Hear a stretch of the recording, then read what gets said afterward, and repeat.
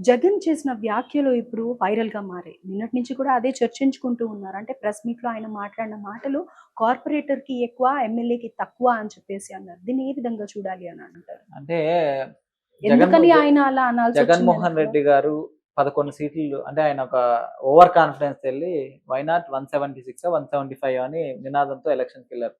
11 సీట్లు వచ్చేసరికి మెంటల్‌గా ఆయన డిస్టర్బ్ అయిపోయి ఆయన ఒక మెంటల్ పొజిషన్ బాలేదు వాస్తవానికి చెప్పాలంటే. ఓకే.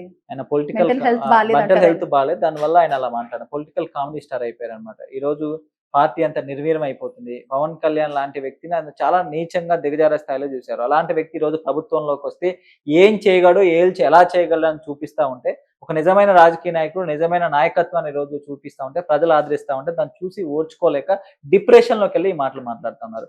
ఒక ముఖ్యమంత్రిగా చేసిన వ్యక్తి, ఈరోజు ప్రతిపక్ష స్థానాన్ని కావాలని కొట్లాడుతున్న వ్యక్తి, కావాలని చిన్న పిల్లోల్లాగా ఆహ్, ఏడుస్తున్న వ్యక్తి, ఈరోజు ఆలోచించుకోవాలి. మన భాష ఏ విధంగా ఉండాలి. ఆయన ఒక డిప్యూటీ సీఎం. సరే నువ్వు ఒప్పుకున్నా, ఒప్పుకోకపోయినా ప్రజలు ఆయనకు ఓట్లేసి, ప్రజలు ఒక 21కి 21 స్థానాలిచ్చి అంటే 21 స్థానాల్లో పోటీకి 21 స్థానాలిచ్చి, ఆయన్నే ఒక స్థానంలో కూర్చోబెట్టినప్పుడు నువ్వు ఆ చైర్‌కి నిన్ను ఏమడిగారు?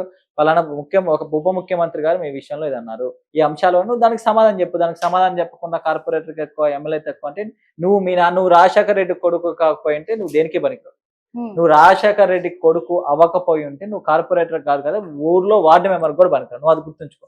కానీ పవన్ కళ్యాణ్ గారు అనే వ్యక్తి ప్రజారాజ్యం ఫెయిల్యూర్ తర్వాత రాజకీయాల్లోకొస్తే నీ అన్నలాగా నువ్వు కూడా పార్టీ అమ్ముతావు అనే ఒక నెగెటివ్ ఫీలింగ్‌తో రాజకీయాల్లోకొస్తే 2019లో దారుణమైన పరిస్థితులు ఓడిపోతే అయినప్పటికీ 5 సంవత్సరాలు ప్రజల కోసం పోరాడి ఈరోజు 21కి 21 సీట్లు గెలుచుకొని నీకు 11 సీట్లు వస్తే ఆయనకి 21 సీట్లు వచ్చినాయి. సో నేను 40,000 మెజారిటీ వస్తే ఆయనకి 70,000 మెజారిటీ వచ్చింది. సో ఆయన నీకన్నా బెటర్ పొజిషన్‌లో ఉన్నారు. దానంతటిని పక్కన తీసి పెడితే ప్రజలకు మంచి చేయాలనే నిబద్ధతతో, నిజాయితీతో పనిచేసే వ్యక్తి పవన్ కళ్యాణ్ గారు. ప్రజలను అడ్డు పెట్టుకొని ఏ విధంగా దోచుకోవాలి, ఏ విధంగా రాజకీయాలు చేయాలి, ఏ రోజున అధికారం దక్కించుకోవాలనే వ్యక్తి నువ్వు. సో నీ మనస్తత్వానికి ఆయన మనస్తత్వం చాలా తేడా ఉంది. నువ్వెంత అరాచకంగా పరిపాలన చేసినావు, ఏ విధంగా ప్రజల్ని హింసించినావు, ఏ విధంగా మహిళల్ని హింసించినావు, ఏ విధంగా నీ ఇంట్లో ఉన్న తల్లిని, చెల్లిని కూడా హింసించిన నీ అధికారం కోసం ప్రజలందరూ చూస్తా ఉన్నారు. నిన్ను పవన్ కళ్యాణ్ కార్పొరేటర్‌కి ఎక్కువ, ఎమ్మెల్యేకి తక్కువ అని విమర్శించే స్థాయి నీది కాదు జగన్మోహన్ రెడ్డి. నువ్వు నిన్న ఒక్కసారే పవన్ కళ్యాణ్ ఎమ్మెల్యే నీ ఏదో ద రాత బాగుంది. మీ నాన్న పేరు చూసి ఈరోజు ఒక్కసారి చీఫ్ మినిస్టర్ అయినావు. నువ్వు జీవితంలో మళ్ళీ ఎమ్మెల్యే కూడా అవ్వలేవు జగన్మోహన్ రెడ్డి గారు. ఇప్పటికైనా 11 సీట్లు వచ్చింది. మీకు కొంత ఓట్ పర్సెంట్ షేర్ వచ్చింది కాబట్టి, కొంతమంది ప్రజలు మిమ్మల్ని నమ్మి ఓట్లేశారు కాబట్టి, ఆ ఓట్లేసిన ప్రజలు కూడా ఈరోజు ఆయనతో లేరు. కానీ ఒక బాధ్యతాయుత వ్యక్తిగా పార్టీలో వాళ్ళు కూడా లేరు కదా! లేరు. మా బాధ్యతాయుత వ్యక్తిగా మసులుకొని ఆ 10% 20% ఓట్ షేర్ ఉండుంటది నీకిప్పుడు. ఎలక్షన్స్ 40% ఈరోజు అది కూడా పోయి ఉంటది. సో వాళ్ళ తరపున పోరాడే విధంగా బాధ్యతాయుతంగా ప్రవర్తిస్తే మంచిగా ఉంటదని ఈ సందర్భంగా హెచ్చరిస్తా ఉన్నాం. నీకు అంత సీన్ లేదు జగన్మోహన్ రెడ్డి. నువ్వు ఒక మెంటల్‌గా డిస్టర్బ్ అయ్యి మెంటల్‌గా మాట్లాడుతున్నావు. దయచేసి నువ్వు హెల్త్ కండిషన్ కూడా చూసుకొని ఖచ్చితంగా నువ్వు ఒకసారి హాస్పిటల్‌లో చూపించుకుంటే చాలా మంచిది. ఎందుకంటే నీకు పవన్ కళ్యాణ్ గారి మీద అసూయ, ద్వేషంతో నీకు ఎసిడిటీ పెరిగిపోయినట్టుంది. అసూయ, ద్వేషానికి మెంటల్ హెల్త్‌కి కూడా నీకు చాలా ఇబ్బందిగా ఉంది. డిస్టర్బ్ అయితున్నట్టున్నావు. సో ఖచ్చితంగా నువ్వు మెంటల్ హెల్త్ చూపించుకో. ఎట్లాగో నువ్వు అమరావతిలో గాని ఉండవు కాబట్టి బెంగుళూరులో ఏదైనా మంచి హాస్పిటల్ చూసి చూపించుకోవాలని తెలంగాణ జనసేన తరపున నేను ఆయనకి సూచిస్తాను. ఏమన్నా డబ్బులు ఆల్రెడీ ఆయన దగ్గర ఫుల్‌గా ఉన్నాయి. ఏమన్నా మాకు హెల్ప్ కావాలంటే డబ్బులు కూడా తెలంగాణ జనసేన నుంచి ఆయనకి చేస్తాం. ఏదైనా మెంటల్ హెల్త్‌కి సంబంధించి ఏదైనా ట్రీట్మెంట్ చేపించుకుంటాను. సో, ఓర్వలేనితనంతోనే ఇలాంటి కామెంట్స్ చేస్తున్నారు అని అంటారు. ఖచ్చితంగా ఓర్వలేనితనమే. ఎందుకంటే ఆయన ఒక పవన్ కళ్యాణ్ గారి నాయకుడికి ఏ రోజు చూడలేదు. కానీ ప్రజలందరికీ తెలుసు ఆయన నాయకత్వం గురించి. నీలాగా ఏదో దాన్నేమంటారు మేనేజ్‌మెంట్ సీట్ కాదు పవన్ కళ్యాణ్ గారు. మీ నాన్న బతుకున్నప్పుడే నిన్ను ఎంపీ చేసిండు. మీ నాన్న పవర్‌లో ఉన్నప్పుడు వేల కోట్ల ఆస్తిని జమ చేసుకున్నావు. మీ నాన్న నువ్వు పవర్‌లో ఉన్నప్పుడే నీ వెనకాల మీడియాని పెట్టుకున్నావు. క్విడ్ ప్రోకో విధానంతో వేల కోట్ల డబ్బులు తెచ్చుకొని సాక్షిని నిలబెట్టుకున్నావు. ఈ అన్ని వనరులతో నువ్వు సీఎం అవ్వటం పెద్ద గొప్ప విశేషం కాదు. తర్వాత బైఫర్కేషన్ తర్వాత నువ్వు చేసిన దొంగ రాజకీయాలతో సీఎం అవ్వడం గొప్ప విషయం కాదు. ప్రజల నుంచి మాలాంటి నాయకుల్ని లీడర్లుగా నిల్చోబెట్టి ఈరోజు పవర్ సాధించిన, ప్రజల నుంచి ఓట్లు తెచ్చుకున్న జనసేన అధినేత పవన్ కళ్యాణ్ గారు నిజమైన రాజకీయ నాయకుడు, నిజమైన దమ్మున్నోడు. సరే నువ్వేదో ఒక్కసారి పవర్‌లోకి వస్తే గొప్ప అనుకుంటున్నావేమో. అది గొప్ప కాదు జగన్మోహన్ రెడ్డి గుర్తుంచుకో. సరే ఈసారి దమ్ముంటే మళ్ళీ పవర్‌లోకి వచ్చి ఒకసారి నిరూపించుకో. దొంగ రాజకీయాలు చేయకుండా, వ్యక్తిగత దూషణలు చేయకుండా, ఫ్యాక్షనిజం చేయకుండా, రౌడీయిజం చేయకుండా, డబ్బులు పంచకుండా, నీ మీడియాను ఉపయోగించి అసత్య ప్రచారాలు చేయకుండా నువ్వు పవర్‌లోకి రా. పవన్ కళ్యాణ్ గారు లెక్క అప్పుడు ఒప్పుకుంటాం. సో నేను ఇవన్నీ వేస్ట్ మాట్లాడుకొని ఎందుకంటే ఆయనకి ఇవన్నీ అర్థం కూడా కావు. ఎందుకంటే ఆయన మెంటల్ హెల్త్ బాలేదు. 100% ఆయన మెంటల్ హెల్త్ బాలేదు. ఆయన ఏదో ఒక పిచ్చి సంబంధించిన ఏదో వ్యాధితో బాధపడుతున్న విషయం అంతకుముందులో వచ్చింది. వాస్తవం. ఎందుకంటే ఆ వ్యాధి ఆయనకుంది.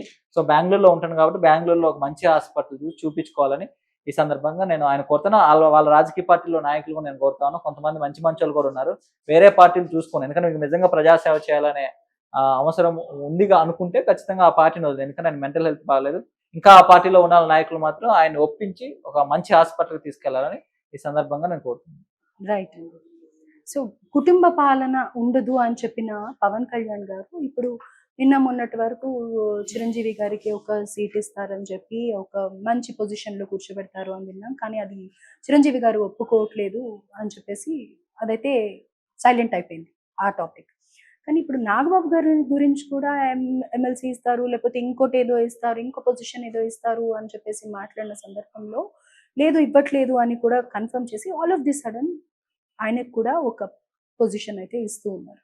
సో, మరి దీన్ని ఏ విధంగా చూడాలి అని అంటారు? అంటే నేనైతే దీన్ని ఇప్పుడు మీరు చిరంజీవి గారికి జనసేన పార్టీకి ఎటువంటి సంబంధం లేదు. యాజ్ ఏ వెల్ విషర్‌గా, యాజ్ ఏ బ్రదర్‌గా ఎప్పుడు తమ్ముడు మంచి కోరుకునే వ్యక్తిగా చిరంజీవి గారు ఎప్పుడో చెప్పారు. నేను రాజకీయాల్లోకి రాను. నేను రాజకీయాల్లో నాకు ఇంట్రెస్ట్ లేదని ఎప్పుడో చెప్పారు. ఇప్పటికి మొన్న లేటెస్ట్ కూడా ఒక 2 వీక్స్ బ్యాక్ చెప్పారు. కానీ నా తమ్ముడు ఎందుకంటే వాళ్ళ బాండింగ్ మనం చూస్తాం. ఒక ఫ్యామిలీ బాండింగ్. ఏదో జగన్మోహన్ రెడ్డి గారి ఫ్యామిలీ బాండింగ్ లాగా కాదు. వాళ్ళు ఈ రోజు 70 సంవత్సరాలు వచ్చినా గాని, 60 సంవత్సరాలు వాళ్ళకొచ్చినా గాని ముగ్గురు అన్నదమ్ములు అదే విధంగా ఉంటరు. అన్న మాట జవదాటిన తమ్ముళ్ళలాగే ఉంటారు. అదే విధంగా చిరంజీవి గారు కూడా ప్రేమ చూపిస్తారు. నా తమ్ముడు ఎక్కడున్నా మంచిగుండాలి, మంచి పొజిషన్‌లో ఉన్నా చిరంజీవి గారు కోరుకుంటారు. అంతే తప్ప చిరంజీవి గారికి గాని, జనసేన పార్టీకి గాని ఎటువంటి సంబంధం లేదు. అది పవన్ కళ్యాణ్ గారు చాలా సార్లు కన్ఫర్మ్ చేశారు. చిరంజీవి గారు కూడా కన్ఫర్మ్ చేశారు. ఇక చిరంజీవి గారి విషయంలో ఎటువంటి ఆఫర్‌ను కూడా జనసేన పార్టీ గాని, ప్రభుత్వంలో ఉన్న వాళ్ళు కూడా ఎవరు ఆఫర్ చేయలేరు. సరే బీజేపీ ఆఫర్ చేసిందో అది మనకు తెలీదు. ఎందుకంటే ఏదో జనసేన పార్టీ కోసంగా నేను చెప్తా ఉన్నా. నాగబాబు గారి విషయంలో కుటుంబం అంటే ఖచ్చితంగా మేమందరం ఒప్పుకోం. ఆయన కుటుంబం అంటే జనసేన కుటుంబం గాని, మెగా ఫ్యామిలీ కుటుంబం. ఎందుకంటే గత 5 సంవత్సరాలు అంటే 2014 నుంచి 2019 వరకు ఒక ఫేజ్ అయితే 2019 తర్వాత ఒక చాలా క్రిటికల్ ఫేజ్. అసలు పార్టీ ఉంటదా? పోతదా? పార్టీ కలిపేస్తున్నారు. బీజేపీలో కలిపేస్తున్నారు. దాంట్లో కలిపేస్తున్నారు. ఒక సీటే వచ్చింది. 7% ఓట్ షేరే వచ్చింది. పవన్ కళ్యాణ్ రాజకీయాల్లో వదిలేసి వెళ్ళిపోతా ఉంటే ఆ మానసిక సంఘర్షణ ఏ విధంగా అనిపించినా మాకు తెలుసు. తెలంగాణలో గాని, ఆంధ్రాలో. ఇక తెలంగాణలో అయితే ఆంధ్రాలోనే పార్టీ లేదు. తెలంగాణలో మీరేం చేస్తార్రా భయ్ అనే ఒక ఈ విధంగా తీసుకొచ్చారు. అలాంటి పరిస్థితుల్లో మాతో పాటు పోరాడిన యాజ్ ఏ కార్యకర్తగా పోరాడిన వ్యక్తి నాగబాబు. గత 5 సంవత్సరాల నుంచి మా దగ్గర ఖమ్మం డిస్ట్రిక్ట్ కూడా వచ్చారు ఆయన 2 సార్లు పర్యటనకి. ప్రతి జిల్లా ఆయన ఆరోగ్యం సహకరించినా, సహకరించకపోయినా ఆయన వయసు కూడా దగ్గర దగ్గర 60 సంవత్సరాల పైన. మరి అలా ఆరోగ్యం సహకరించిన ఒక కార్యకర్తగా పనిచేశారు. అది ఒక ఎంతోమంది చేసిన వాళ్ళు కూడా జన ఉన్నారు కదా ఇంకా. నేను చెప్తున్నా మీకు అదే చెప్తాను. జనసేన పార్టీ రాష్ట్ర ప్రధాన కార్యదర్శిగా ఆయన ప్రతి ఒక్క జిల్లా తిరిగి పార్టీ ఆర్గనైజేషన్ చూసుకొని పార్టీకి అన్ని విధాలుగా చివరికి వాళ్ళ కొడుకు వరుణ్ తేజ్ కూడా బాబాయ్ అని కాకుండా ఆయన ఫండింగ్ ఇచ్చారు. ఈయన ఫండింగ్